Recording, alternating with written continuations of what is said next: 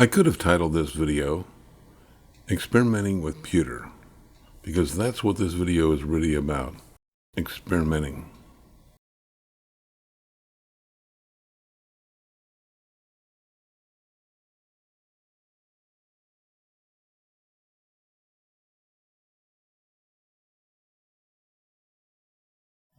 This is the picture that I used when I started doing the having fun with pewter videos. As you can see, this is the one with the broken handle. And now I'm down to this. So I'm getting down there, using it up. And what I've done is I've cut off some strips here. I just want to work with some shapes, very much like what I did for the copper earrings from scrap. I'm using one piece like this, and then hammering it out, smoothing the edges, until I end up with some simple designs such as this. And as I said, these are very much like the earrings I made from scrap copper. So you can do the same thing with some scrap pewter. Now these are very lightweight, so they would be excellent for earrings. If you can't find any pewter at a garage sale or a flea market, you can go online and order some. Now this is a 1 pound ingot of lead-free pewter. Now this 1 pound ingot was about $20. This is especially a good deal knowing that if I don't like the results I get, I can then remelt it and start over. With this ingot, there are none of the impurities like you see in the inside of this picture. Here is something new, using a piece of aluminum foil. I got this idea one day when I unwrapped some leftovers and noticed the crinkled pattern. Here's a quick glimpse of some of the pieces that I've come up with, which I've kept.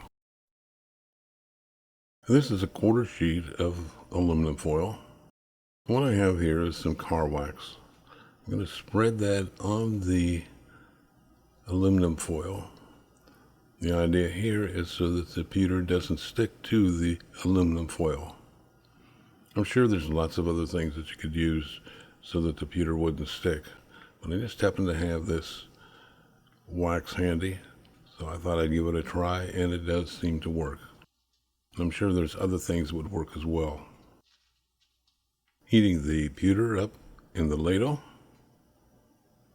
getting it molten, then pouring it onto the aluminum foil. Once the pewter is cooled, then I can turn it over, release it from the aluminum foil, and see what I've got. And we've got another piece of aluminum foil, got the wax on it, and I'm going to crinkle this up just a little bit more. Just experimenting. Melting the pewter.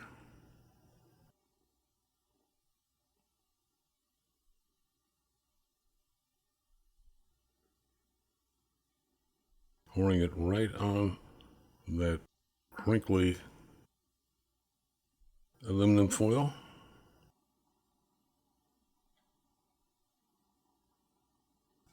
Melt a little bit more up.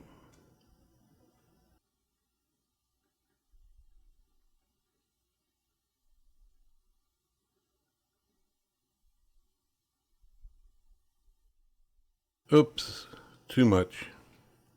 And that's the problem I seem to have, is I can't judge the exact amount.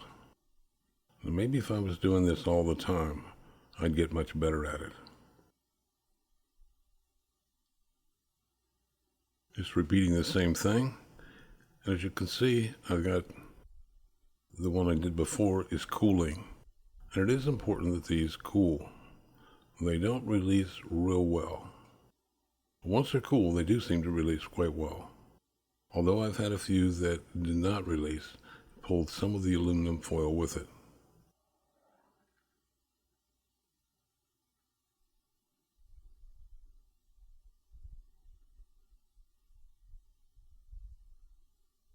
So far what I can see is I get about 1 for every 4 or 5 that I pour. I get 1 that I really like. But that's the great thing about using this pewter. If I don't get 1 that I like, I can just remelt it and try again. So there's very little waste here.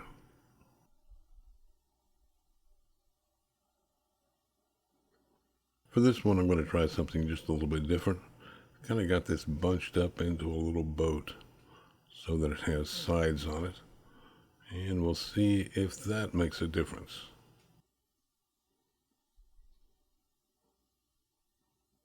It does seem to be keeping it in place.